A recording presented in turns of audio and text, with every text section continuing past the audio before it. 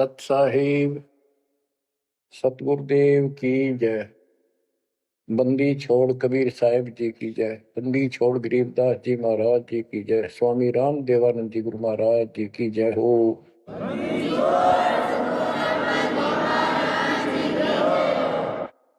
सर्व संतों की जय, सर्व भक्तों की जय, धर्मी पुरुषों की जय।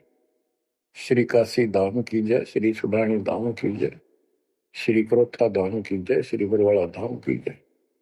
सत साहिब परम पिता परमात्मा कबीर जी की असीम कृपा से बच्चों, आज हमारे अंदर अपने घर जाने की प्रबल प्रेरणा हुई है। बच्चों, कोई भी काम है उसकी विशेष जानकारी होने के बाद उसमें रुचि बनती है। किसी प्रकार अब हमें पता चला है कि इस लोक में हम गलत स्थान पर रह रहे हैं, और आपको यह भी याद दिलाया जाता है कि ये शरीर नहीं रहेगा। जिस परिवार को देखकर हम खूब खुश हैं और होना भी चाहिए, पर ये साथ कितने दिन का है यो तक भी ध्यान देते नहीं। इसके ध्यान ना देने से हम जन्म और मरण के इस महान कष्ट को भोग रहे हैं, इस महान कष्ट को झेल रहे हैं। अभी तक कोई इस तरह सच्चाई कहने वाला नहीं था। जैसे कोई यूं कह देता ना कि भाई ऐसे ऐसे हो सकता है, मृत्यु हो जाएगी, तो यूं कहा करते भाई, तो भाई ये बात ना बोला मृत्यु हो जाएगी, अच्छी बात बता। यानी यूं कहना बुरी बात मानने थे कि मुंह ना कह मौत भी हो जाएगी, कभी संसार भी छोड़ना पड़ेगा। यानी इस सच्चाई को अवॉइड करने की चेष्टा करते थे। तो बच्चों, कबूतर क्या करता है, जब बिल्ली निकट आ जाती है वो डर जाता है, उड़ने की बजाय आंखें बंद कर लेता है और सोच लेता है खतरा टल गया, तो वो उसकी गर्दन मरोड़ के खा जाती है। अब आंखें बंद करें काम नहीं चलेगा, ये तो खोलनी पड़ेगी, हिम्मत करनी पड़ेगी, यहां से उड़ना पड़ेगा, काल से बचना पड़ेगा। पहले जैसे 12 कबीर पंथ चले हैं, उससे पहले ये हिंदू धर्म, उसके बाद ये यहूदी धर्म, ईसाई धर्म, फिर मुसलमान धर्म, जैन धर्म, और ये 12 पंथ, इनमें ज्ञान तो बताया जाता था कि भक्ति कर लो, नहीं तो 84 लाख योनियों में जाना पड़ेगा, पशु पक्षी बनना पड़ेगा। और आत्मा डरती भी थी, भक्ति के लिए प्रेरित भी होती थी, लेकिन वो भक्ति शास्त्र विरुद्ध थी, शास्त्र में प्रमाणित नहीं थी, और वो ज्ञान भी शास्त्र प्रमाणित नहीं था। श्रीमद् भगवत गीता अध्याय 16 श्लोक 23 में स्पष्ट किया है कि शास्त्र विधि को त्याग कर जो अपनी मर्जी से मनमाना आचरण करते हैं अपनी इच्छा से, उनको न सुख होता है, न कोई सिद्धि प्राप्त होती है, और न ही उनकी गति होती है। या तो ये कहो कि गीता गलत और ये झूठे गुरु सच्चे, इनमें से एक को रिजेक्ट करना पड़ेगा। लेकिन गीता को कोई रिजेक्ट कर नहीं सकेगा, आखिर में इन झूठे गुरुओं को त्यागना पड़ेगा। बच्चों, परमात्मा के पाने के लिए, उस सुख को प्राप्त करने के लिए कितने कितने कष्ट झेले हैं महापुरुषों ने, हमने भी उठाए। हम ऋषि बने, ऋषि बनकर कठिन साधनाएं की, जैसा लोक वेद दंत कथाएं सुना करते थे, उसके आधार पर सिद्धियां आ गई, सिद्धियां दिखा कर प्रसिद्धि होगी, उस प्रसिद्धि के ऊपर हम प्रसिद्ध हो गए और खूब महर्षि प्रसिद्ध हो गए। अब पता चला वो प्रसिद्धि कैसी थी, जैसे आपको राबिया का प्रमाण बताया, 4 साल की ठीक साधना से ऐसे ऐसे चमत्कार भी हो गए, मक्का उठ के आ गया, लेकिन भविष्य जीरो हो गया उसका। सिर भी काट दिया, इतनी प्रेरित थी भगवान के प्रति, लेकिन नथिंग, कुछ नहीं हुआ। काम तो अब बनेगा जब बनवाया जाता है। गरीब ये जीवन सफल है, जब लग राम रटंत, देखो री को जाने दे, भरम पड़े हैं पंथ। इस मनुष्य जीवन की सफलता उसी की है जो परमात्मा का भजन करते हैं, अन्यथा इसका कोई यूज नहीं। पशु पक्षी का भी ऐसा ही जीवन है, ऐसे ही कर्म वो करते हैं, खाना पीना, टट्टी जाना, बच्चे उत्पन्न करना, बच्चों के लिए फिर सारा दिन भटक के उनका पोषण करना, फिर मर जाना। ये कोई जीवन है? इस ज्ञान से आपके अंदर जो गलत प्रेरणा भरी हुई है वो काल द्वारा भरी गई है, बहुत प्रबल है, वो सामान्य नहीं है। अब जैसे किसी को बुखार हो जाता है तो उसके बस की बात नहीं वो नॉर्मल हो जा, तो उसके लिए औषधि की आवश्यकता पड़ती है, और जब नॉर्मल हो जाएगा फिर सारे काम ठीक करेगा। इसी प्रकार ये आपके बस की बात नहीं है जो आप जिस व्यवस्था में लग रहे हो। ये इस ज्ञान से, इस भक्ति से आपका ये अज्ञान हटेगा, ये जिससे प्रभावित हो बुखार हटेगा, फिर आपकी लगन अदब से बनेगी, अलग से बनेगी। अगर ये भाव नहीं बना तो क्या ये जीवन अच्छा है जो आप जी रहे हो? कोटि जन्म तन भर में तोगे कुछ नहीं हाथ लगा रे, कुकर कुत्ता, सुकर सुअर, खर गधा, कौवा, बुगला, बता इन प्राणियों के शरीरों में असंख्यों बार कष्ट उठा लिया अपने को, असंख्यों बार, एक बार नहीं। तो क्या इस प्रोसीजर को जारी रखोगे? मेरी आत्मा तो मान नहीं रही कि आप इसको स्वीकार कर दोगे। और अब भी आपकी आंखें नहीं खुलेंगी और आपकी प्रेरणा नहीं बनेगी, तो फिर इंसान नहीं, पत्थर हो तुम, पत्थर।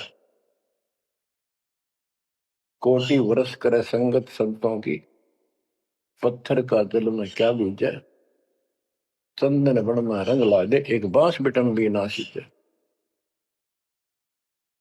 पत्थर को जल में डाल दे, कितने गहरे जल में डाल दे, कितने दिन डाले रखे, उसका कोई असर जल का नहीं होता। नहीं, जल से तो नरम होता है पदार्थ, बाहर निकालते उसको घिसा दे दूसरे पत्थर से, ज्यों का त्यों चिंगारी निकलेंगी। तो पत्थर जैसे प्राणियों को किसी चीज का असर नहीं होता। ये अमृतवाणी उन पुण्यात्माओं को झंझोड़ कर रख देंगी जिनकी आंखें काल में अज्ञान से बंद कर रखी हैं। उस परम पिता के घर जाने के लिए, सुख को प्राप्त करने के लिए, गरीबदास जी बताते हैं कि मंसूर मैसूर को हो गया शरीर फांसी प्रवेश, और जाके ऊपर एती नौबत बीती। कैसा है वो देश? उस परमात्मा के सुख को, सतलोक की प्राप्ति के लिए, उसकी प्राप्ति के लिए टुकड़े टुकड़े शरीर करा दिया मंसूर अली जी ने, पीछे नहीं हटा। तो गरीबदास जी कहते वो सुख कितना होगा जिसके लिए शरीर भी खत्म कर दिया, कोई नो प्रॉब्लम। और ये शरीर तो आपका रहेगा नहीं, गारंटीड है। इसलिए बार बार याद दिलाता हूं कि हमारे ऊपर नशा जबरदस्त कर रखा काल में। ये आपके बस की बात नहीं, ये तो ये एंटीबायोटिक आपको प्रेरित रखेंगे। आप भक्ति भी करोगे, बुराइयों से बचोगे, और अपने घर जाने की प्रबल इच्छा बनेगी। जहां आशा ता बासा होई, मन कर वचन सुमरिय सोई। गिरिव नरसिंह रूप सतगुरु धरा, प्रहलाद भगत के काज, हिरणाकुश को ले गया, ज्यों तीतर को बाज। परमात्मा कबीर जी ने ही नरसिंह रूप धारण किया। ये सारा श्रेय अभी तक श्री विष्णु जी उर्फ श्री कृष्ण जी को दिया जा रहा था। जो भी है परमात्मा चाहते हैं कि किसी तरह इनकी भक्ति में आस्था बनी रहे। ये किसी को मानकर भक्ति कर रहे करते रहो, उससे मिलना कुछ नहीं, पर पिछले संस्कार से मालिक उनकी मदद स्वयं करते हैं। गरीब नामा का देवल फेरा, मुई जवाई गाय, पीड़ा मिट्टी संत की, छान छवाई आए। कबीर साहब कहते हैं, दो दिन मेरी शरण है, ताका हूं मैं दास, दास में नौकर गुलाम, और गैल गैल ला गया करूं जब तक धरती आकाश। अब नामदेव जी इतने संस्कारी थे। परमात्मा कबीर जी कहीं भी आश्रम बना के कुछ समय के लिए रह जाते हैं, एक गुरु की भूमिका करते हैं। अपने बच्चों को वहां आसपास के क्षेत्र के बच्चों को ज्ञान सुनाते हैं। कोयल के बच्चे उस ज्ञान को सुनकर, आवाज को सुनकर परमात्मा की तरफ खिंचे आते हैं, कौवे वाले रह जाते हैं। तो उस समय रंका और बंका दोनों पति पत्नी थे। एक उनकी बेटी थी वंका। नामदेव भी उसी समय परमात्मा कबीर जी के शिष्य हुए थे जब वो वासनपुर में लीला कर रहे थे। हम ज्ञान सुन लेते हैं, सारी बात करते हैं, पर अपनी जो पूर्व प्रेरणा है पिछले जन्म के संस्कारों से भी हम बाज नहीं आते। अब नामदेव जी जा रहे थे, एक मंदिर में आरती हुई थी, ब्राह्मण लोग आरती कर रहे थे, और उसके ऐसी धूम चढ़ी कि वो भी मंदिर में पहुंच गया। हाथ में जूते निकाल लिए अपने, जैसे ये बजाते हैं ताल, उस तरह बजाने लग गया। घंटी बजाते हैं और बजाता बजाता आरती में मगन होकर उनके ब्राह्मणों के बीच में पहुंच गया। यानी पत्थर की मूर्ति के सामने पहुंचना चाहा। पंडितों ने पकड़ कर उसको बंदर के पीछे फेंक दिया।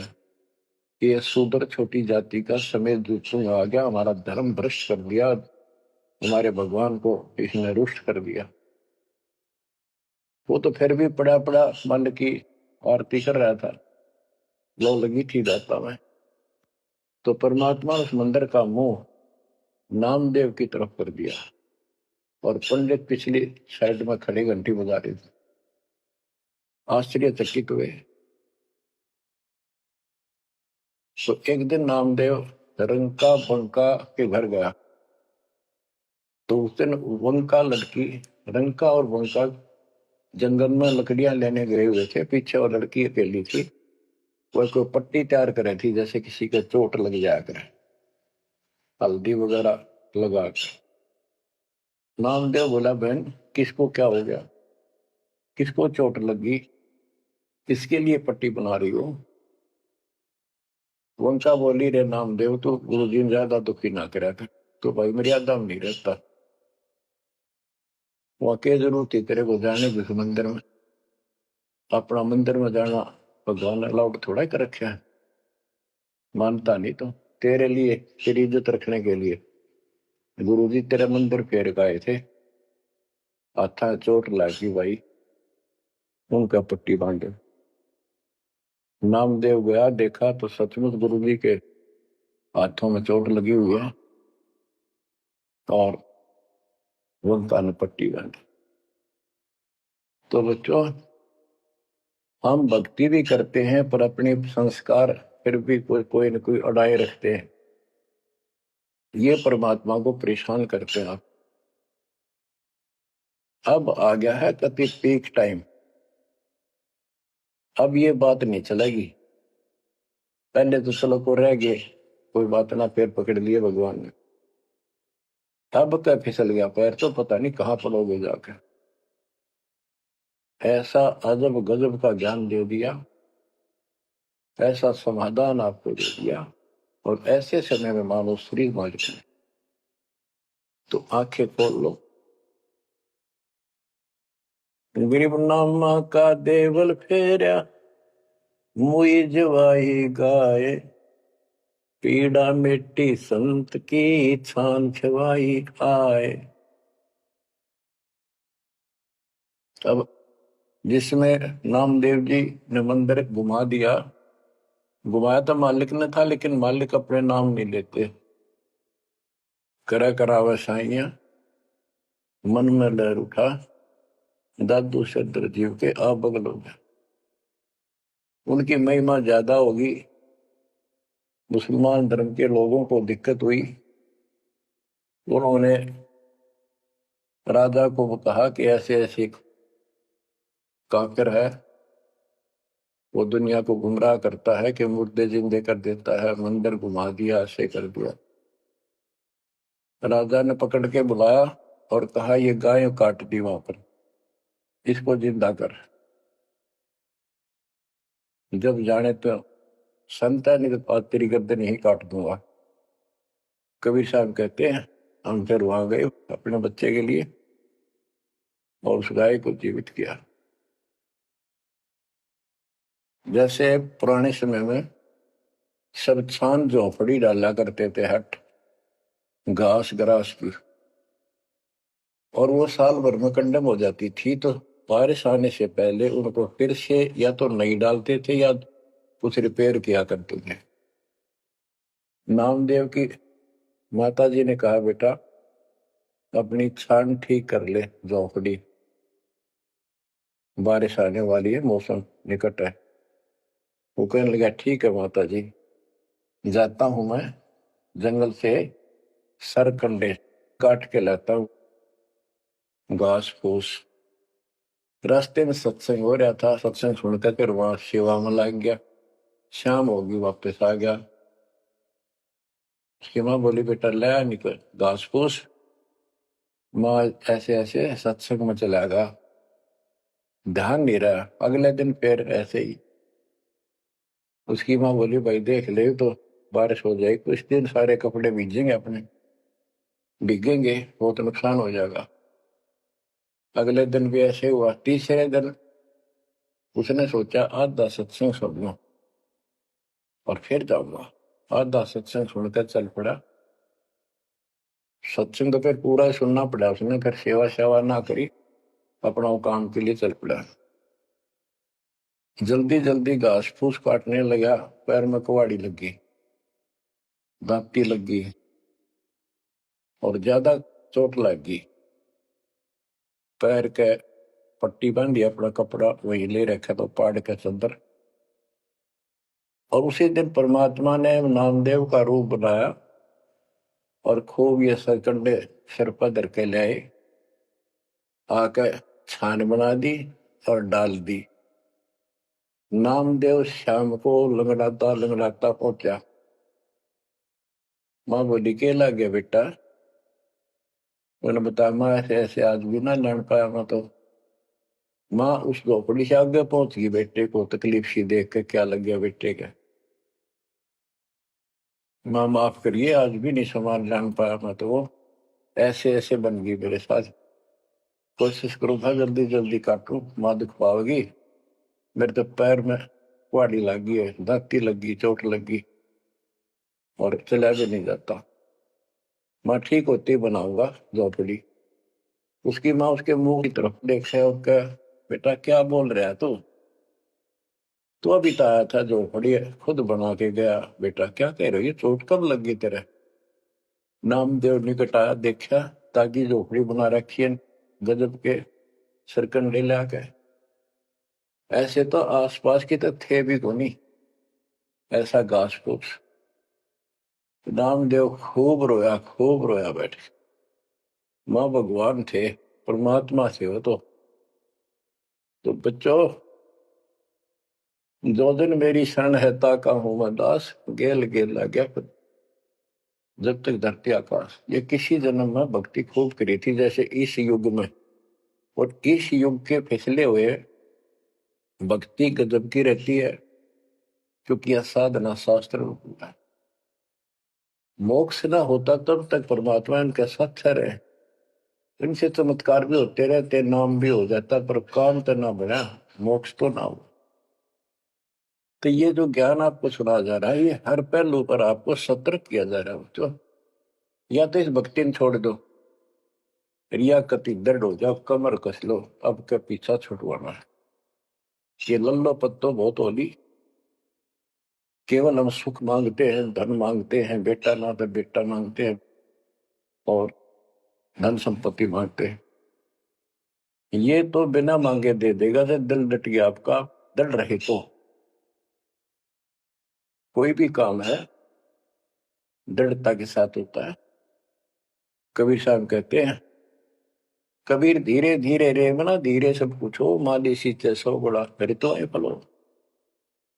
आज पौधा बोया है आम का, अगले दिन नहीं लगेंगे फल उसके, महीने 20 दिन भी नहीं लगेंगे,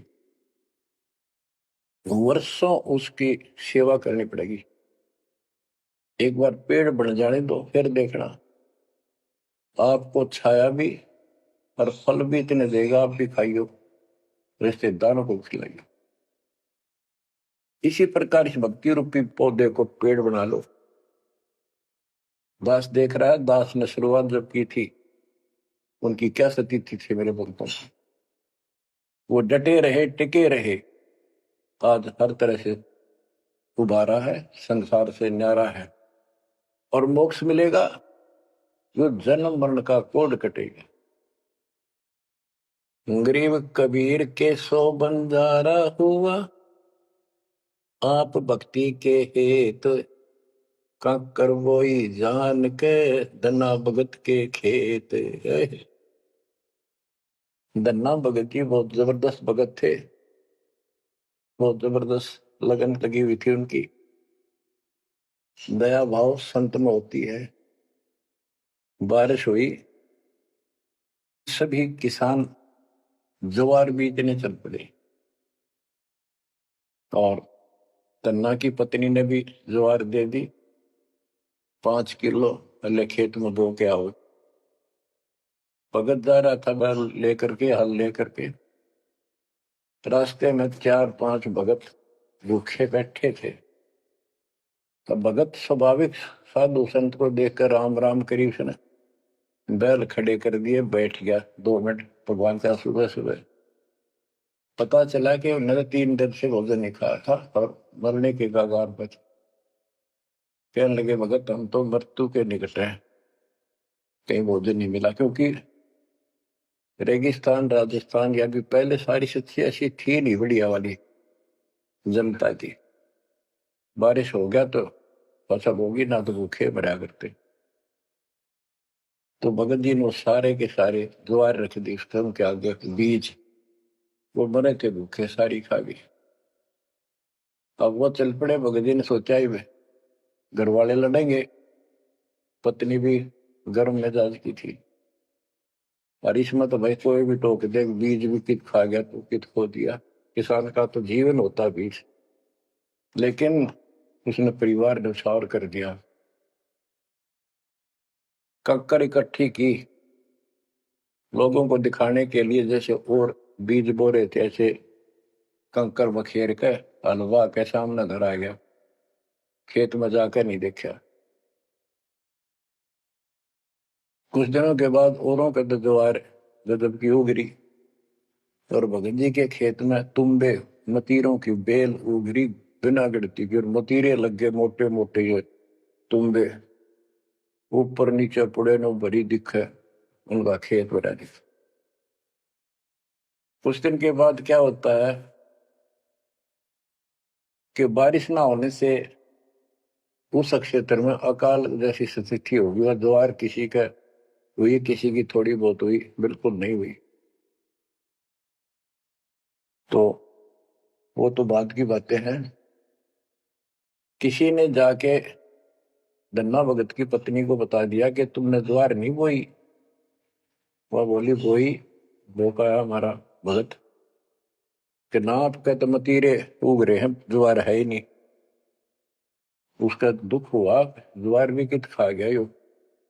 तो वह गई, देखा सचमुच वहां तो मोटे मोटे मतीरे भरे पड़े। एक मतीरा यानी एक तुम्बा लेकर चल पड़ी। धन्ना भगत को पता था कि बात आज बिगड़ चुकी है।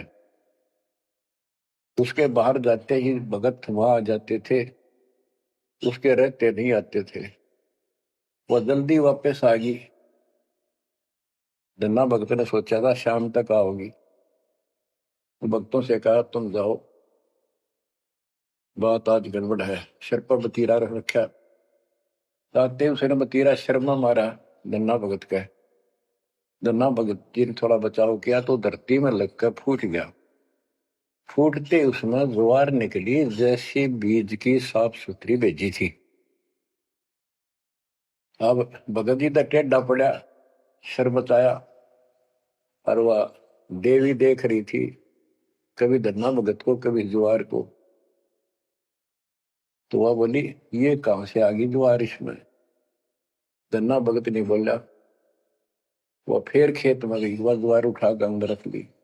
वहां जाके देखा, कपड़ा बिछाकर मतीरे फोड़न लागी। ढेर लाग गया, गठड़ी बांध कर चल पड़ी। ढोण लागी ज्वार, अरोरा की ज्वार कति कंडम सी होगी वो, ये को ना खड़ी तो रही पर उसमें बीज नहीं बना, सूखी सूखी सी खड़ी। अब वह 5-6 गठड़ी ले आई भर भर के। भगत बोला जितनी अपनी होनी चाहिए थी ना तेरे खेत में उतनी रखना, ज्यादा ना लेना भगतमती ने। बोली तू तो ऐसे करा कर, भगवान ने दी है सारी लाऊंगी। वो आगे छड़ी भर के चाली। जब उसका कोटा पूरा हो लिया, वहां तक तब बोझ मरती आई बाहर खूब लग गया। उतारी तो सारा फूस बना पाया। एक फेर लाई वो भी नहीं हो गया, हार के बैठ गई। फिर धन्ना भगत के खेत में तुम्बों से द्वार निकला, गांव इकट्ठा हो गया। भगत बोला भाई अपनी बांट लो थोड़ी थोड़ी, तो सारे भूखे मर तो बच जाएगा गाँव। तो सब ने अपने हिसाब का थोड़ा थोड़ा ले लिया, और फिर भी उबरती रहेगी। बच्चों ये बातें कोई बनावटी नहीं है। जिनने भगवान के ऊपर समर्पण किया, जो भगवान पर समर्पित हुए, भगवान ने कभी उनका मारा नहीं। चारों युगों को देख लो हमने किसका रखा मार। तो बच्चों ये महापुरुषों की जो कथाएं हैं आज अपने काम आऊंगी। आप एक बार लग कर देखो इस मार्ग में, कोई जगह नहीं रहेगी आपको अगर मगर करण की इस मन को। कति परमात्मा हर तरह से संतुष्ट कर देगा। दास अपनी एक कथा बताओगा। हम सुनते थे कि द्रौपदी का चीर बढ़ा दिया भगवान ने, पर ये नहीं पता था क्यों बढ़ाया था। वो तो अब इस तत्व ज्ञान से निखार हुआ कि कबीर परमात्मा ने एक लीला करके उसका लीर ग्रहण किया कपड़ा, पर उसके कारण बढ़ा था। तो किसी को कहते वो मानता नहीं था, ये कोई बात है कैसे हो सकता, ऐसे नहीं हो सकता, वैसे नहीं हो सकता। हम भी मानते थे कि चल ना होगा, पर भगवान तो है और बहुत काम कर रखे हैं। और मन मानता था भगवान कुछ भी कर सकता है, क्योंकि आस्था जब भी बनती है जब ये भावना बढ़ जाएगी परमात्मा जो चाहे सो कर सके। इम्पॉसिबल वर्ड नहीं है उसकी डिक्शनरी। आपको बताता हूँ, नाम ले लिया, 2-3 साल हुए थे बस। 1988 में नाम लिया, 1989 की बात है। तो एक मकान बनाया, ऊपर मकान बना रखा है, उसके ऊपर एक गैलरी ही पे पूजा स्थल बनाया 5.5 बाई 15 फुट का। उसमें एक गली में झांकी थी, खिड़की और विंडो, और एक अंदर आंगन की तरफ क्रॉस वेंटिलेशन बढ़िया था। तो जल्दी के कारण मैं बने बनाए वो लिया जंगले पूजा स्थल, 2 मांझ कर उनको पेंट पेंट करके लगा दिया। उनमें शीशे भी लगे हुए थे। एक शीशा टूटा हुआ था एक शर्फ खिड़की का, वो डबल होते। मैं ये चढ़वा देंगे बाद में, जल्दी काम हो जाएगा। वहां मैंने ये भक्ति बोध छपवा कर रखी कि गुरुजी आएंगे उनको सौंप दूंगा, वो आगे भक्तों को देते रहेंगे जब कोई दीक्षा लेगा। ऐसे सेवादास करने लगा। क्या हुआ कि उस जो शीशा फूटा हुआ था उसमें के चूहे बढ़कर उनको काटने लगे।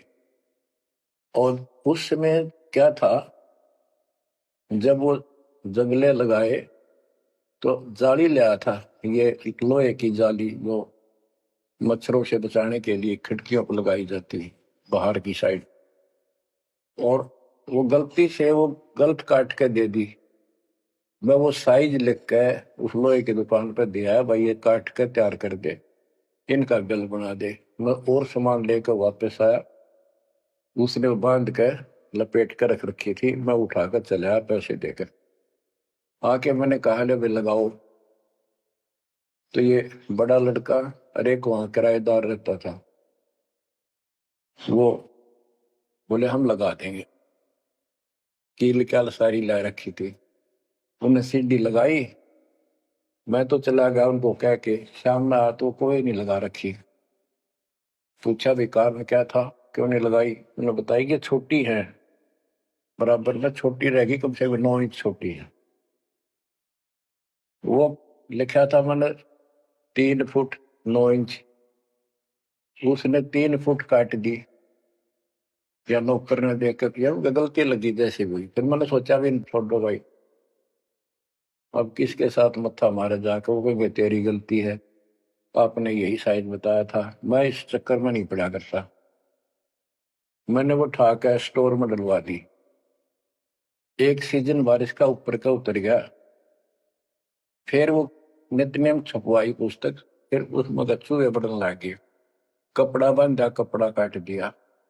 ये मन में था कि वो जाली तक पूरी है नहीं। फिर दिमाग में आई भाई ऐसे करो, इस एक खिड़की में दिक्कत है, इस जाली को ऊपर नीचे करके दोनों को एक में सेट कर दो। तो वही दोनों किराएदार, ये बड़ा लड़का, ये छोटा ही था, 14-15 साल का।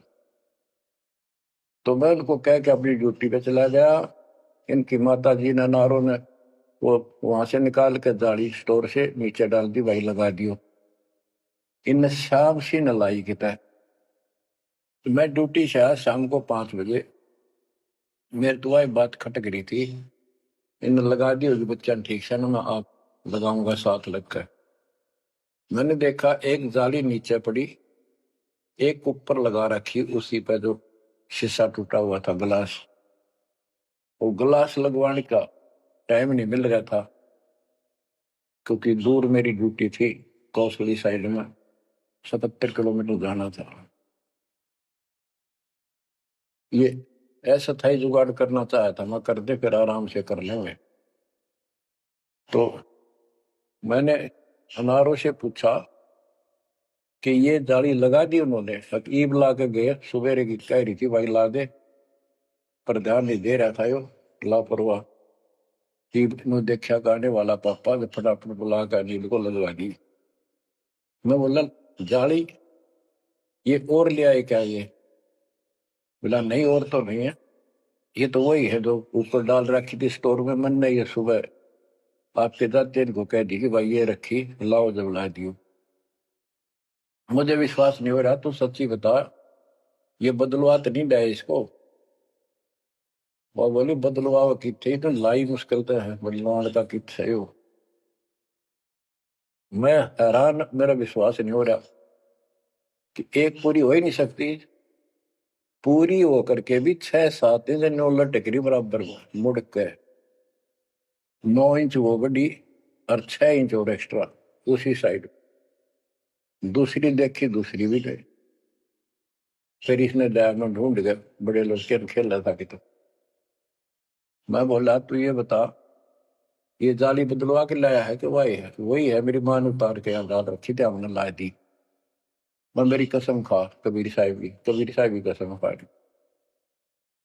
बच्चों। वो दिन है आज, इतना गजब का विश्वास कर दिया दोस्तों।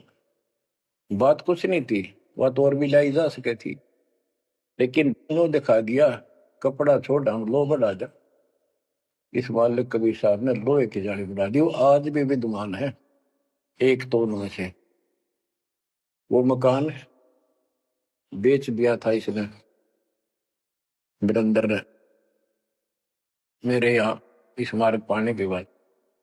जिसने लिया वो भगत, उस भगत ने वापस डोनेट कर दिया कि ऐसी अनमोल पूंजी को मैं सुरक्षित नहीं रख पाऊंगा, आपको वापस दे दी।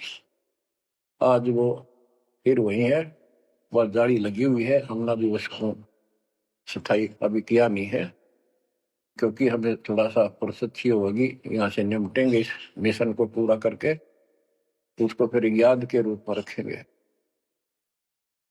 तो बच्चों, विश्वास रखो इस मालिक पर। कह कबीर सुनो भी साधो, मैं तो हूँ विश्वास में। और गलत साधना करने से कुछ नहीं मिलेगा। क्या बताते हैं? गरीब कबीर के सो बंजारा हुआ, आप भक्ति के हेत काकर बोई जान के, धन्ना भगत के खेत। वहां काकर से अन्न हुआ कंकर से, वहां काकर से अन्न हुआ, वहां केसों से हुआ कबीर। वार पार पावे नहीं गति कुछ गहर गंभीर। अब नकली गुरुओं के कारण ये सारा अध्यात्म ज्ञान नष्ट होया पड़ा था। उसके बारे में गरीबदास जी बताते हैं, गरीब विष्णु त्रिलोकी नाथ के परचे कोटि अनंत, भगत वत्सल भगवान है क्यों निंदत है संत। यानी भगवान में आस्था बनाए रहने के लिए परमात्मा ने इन पर विष्णु जी को निमित्त बनाकर लीलाएं की। कहते इनको विशेष वो ना समझो, ये भी अच्छी आत्मा है, तीन लोग के नाथ है। अब जैसे कोई मंत्री है, उसकी भी पावर होती है, उसको ये कहना तो कुछ नहीं है, प्रधानमंत्री सब कुछ है, ये तो लड़ाई वाली बातें हैं। ये तो सतीथी बताई है, इनकी इतनी औकात है, इतनी ताकत है, उनकी इतनी है। इनसे हम दूर नहीं हो सकते और इनको एज ए ईस्ट पूज भी नहीं सकते कि ये करतार बने हुए हैं अपने आप। ये वो करतार नहीं जो होना चाहिए। गरीब करता ऊपर चोटे है, कहते हैं करतार, मूल लह नहीं मूर्खा, गिनते हैं क्यों डारे। ओए होए, कि जितने करतार अपने आप बना रखे तुमने, राम कृष्ण विष्णु, ये फिर कितने बना रखे। कर्ता ऊपर चोट है, जो एक करतार को छोड़कर अन्य जो कर्ता बनते हैं उनकी दुरुक्ति होती है। रामचंद्र देख लो, सारी उम्र दुखी रहा और कर्ता बन रहा था। लोग भगवान के थे, भी मान लेता था। आजीवन कष्ट रहा, अंत में सरयू नदी में जल समाधि ली, डूब का मेरा। कृष्ण जी सारी उम्र दुखी रहा, सुख का सांस कभी नहीं, कभी कंस, कभी केसी, कभी चाणूर, कभी कुछ पूतना, और आखिर में दुर्वासा के श्राप से कुल उनके सामने नष्ट हो गया। जिसका कुल सामने मरे और पश्चाती वो जीव है, सबसे निर्भाग आदमी है। सब कष्टों को देख कर रो रो के टाइम काटा, आखिर में एक विषाक्त तीर से मारेगा, विषाक्त जहर से बुझे हुए एरो तीर से मारेगा। अब क्या बताते हैं, गरीब करता ऊपर चोट है, कहते हैं करता रे, मूल लह नहीं मूर्खा, गिनते हैं क्यों डारे। के मूल की पूजा क्यों नहीं करते, डालियों में क्यों गिनते फिर हो तुम, कितने भगवान है, कितने टैनी है। मूल से सब कुछ होता।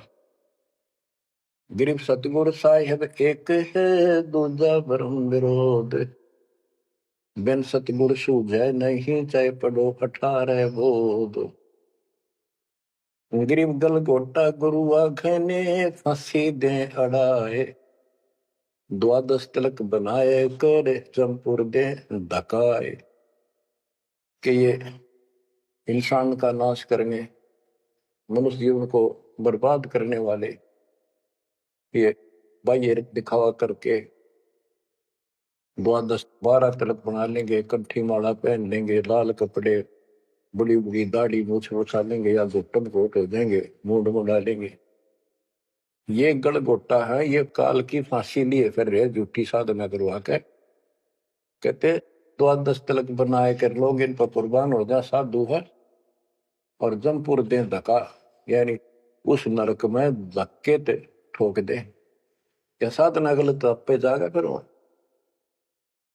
गिरव झूठे गुरु का नाक ले, फिर सरवण और नैन, सतगुरु बोले साखिए, दूर कर फोकट फैन। कहते नकली गुरुओं का इनका जूते मारे, नाक काटे, यानी कहने का भाव है कि इनका बच जा, दूर हो जा, फूक दे। फूकना मतलब ये नहीं आग लगा दे या उन्हें मार दे, उनको आग्रह। कैसे यह कहावत हमारे यहाँ कि इसने फूक दे एक तरफ, जैसे कोई सामान मंगाया, इसकी जरूरत नहीं, कौन खा ला, फूक एक तरफ, यानी पटक दे दूर। एक गरीबदास जी कहते झूठे गुरु के नाक कान काट दे। इसका अर्थ है कि उनको कति वहां से अपने से दूर कर ले। गरीब झूठे गुरु को झटक दे, से स्वामी को फूक, या मैं दोष जरा नहीं, शब्द कहा हम कूक।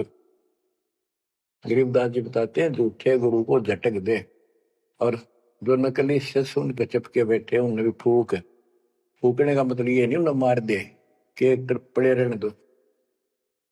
गरीब पीछे गई सो जाने दे, ले रहती को राख, उतरी लाभ चढ़ाई यो करो अपूठी चाख। गरीबदास जी कहते पीछे जो हुई सो हुई, उसने भूल जाओ, अब शेष बचे जीवन में संभाल लो। उतरी लाभ चढ़ाइयो करो अपूठी चाख। जैसे हम सत भक्ति ना करने से हमारे सारे काम बहुत खिंच के होते ही नहीं, परेशानी रहती है। और जब सच्चा गुरु मिल जाता है वही काम फटाफट होने लग जाते हैं। पुराने समय में कुएं से जल निकाला करते थे, सिंचाई का काम भी कुओं से होता था, उसमें बैल जोड़े जाते थे। एक लाव होती थी, लाव, वो डोल नीचे जाता था। एक लकड़ की पुड़ी होती थी, लोहे का इतना सिस्टम नहीं था, फिर लोहे की बनने लगी थी पुली, उसके ऊपर वो लाव यानी रस्सी, मोटी रस्सी होती थी, बढ़िया मजबूत। वो पुली से नीचे उतर जाती तो अब पुली घूमती नहीं, वो फिर किसी होती थी, वो घूमती नहीं और अड़का खड़ा हो जाता नीचे, रस्सा गिर जाता साथ में। फिर उसको कहते फिर से पुली पर रख और फिर खींच, आसानी से घूमेगी और फटाफट पानी निकला होगा। कि शास्त्र विरुद्ध साधना करके भक्ति से दूर होकर भगवान से तुम दुख पा रहे हो, फिर से भक्ति शुरू कर दो, फिर आपको सुख होगा। गिरिव पीछे गई सो जानते, ले रहती को रख, जो शेष बचा जीवन इसको संभाल ले रख। उतरी लाभ चढ़ाई यो करो अपूठी चाख। गिरिव बोए बिन पावे नहीं, जीवित कैसा योग, 84 आसन करे मिटे न संसार शोक। के जीवित मरे बिना परमात्मा प्राप्ति नहीं होगी। तुम जैसे बकवादों में लग रहे हो, जीवित कैसा योग, ऐसे भक्ति नहीं पड़ेगी। और जो 84 आसन कर करके लोग दिखावा करते हैं, इसे मोक्ष नहीं है। गिरिव पंचअग्नि पाखंड है, मोनी तपे आकाश, झरने बैठे क्या हुआ, क्या जी में पंच गिरास। ये 5 धुएं लगा के बीच में बैठ जाते हैं पाखंड करने के लिए। इन मकला इतनी है ज्ञान नहीं इनको। कोई मौन रखता है, कोई तप करता है, मटके घड़े के अंदर सुराख करा के एक तपाई के रख के 40 दिन सर्दी के महीने में 100 मटके डेली पानी के अपने सिर पर डलवाता है। और वो बड़े बड़े गांव के लोग उस पाखंडी के चारों तरफ परिक्रमा करते हैं। और कोई कहे मैं सिर्फ 5 गिलास खाया करूं, ज्यादा खाता नहीं। इस तरह के ड्रामाबाजी से अट्रैक्ट करते पब्लिक को, पल्ला कुछ नहीं। गरीब दूधा धारी शब्द है, पान फूल फल खाई, घट में नाम न संचय, ये बंधे जमपुर जाई। कई बताते हैं बाबा है, दूध दूध पियो है, बड़ा शब्द है, दूध दाधारी बोल रहे, और केवल कभी फल खा लेता है, कोई फूल फल ही खाता है। तो गरीबदास जी कहते, गरीब दूध दाधारी शब्द है, ये पान फूल फल खाई, घट में नाम न संचय रे, बंधे जमपुर जाई। सच्ची भक्ति है नहीं, सीधे नरक में जाएंगे। गरीब चुंडित मुंडित भद्रा, मोनी मैल न पावे, धूमर पान ठडे श्री, ये दो जग धक्के खा। गरीब योग नहीं यो रोग है, जब लग निज नाम न चीन, घर घर द्वारे भटकते, देख बिना यकीन। गरीब देख लिया तो क्या हुआ, जब लग नहीं विवेक, तीन काल निपजे नहीं, नहीं मिटे कर्म रेख। के चुंडित मुंडित, जैसे बड़े बड़े सिर पर जटा रख रखी है, दाढ़ी बड़वारी, माला मोला पहन गए, बाहर भाई ड्रामा फूल कर रखा है, लाल कपड़े पहन रखे, या कति गोट करवा रखा, मुंड मुंडवा रखा, कहते हैं इनसे कुछ नहीं मिलना, कोई मौन रखते हैं। गरीब चुंडित मुंडित भद्रा, मोनी मैल न पावे, धूमर पान ठडे श्री, ये दो जग धक्के खाओ। ये धूमर पान करें, नशे करें, सुल्फे की मारे चलम भर कर ढूंढ उठा दे, ठडे श्री खड़े होकर तप करते, कहते दो जग में धक्के खाओगे, नरक में जाएंगे। बच्चों, ये मूल ज्ञान है, ये तत्व ज्ञान है, और ये जो ज्ञान आपको दिया जा रहा है, आपके लिए वरदान होगा। ये कबीर साहब की गिफ्ट है। इस रजा को संभाल के रखियो, इसको हल्के में ना लियो बच्चों, कुर्बान हो जाओ। ये धंधे करते था सिंगन हो गए, कितना पुराना पट्टा। इसकी शरण में डट कर सत्संग सुना करो, सेवा करो और दान करो, मर्यादा का निर्वाह करो, भक्ति करो। देखना न्यारे रंग ला देगा दाता। मालिक आपको मोक्ष दे, सद्बुद्धि दे, आपको याद बनी रहे अपने घर की सत्साई।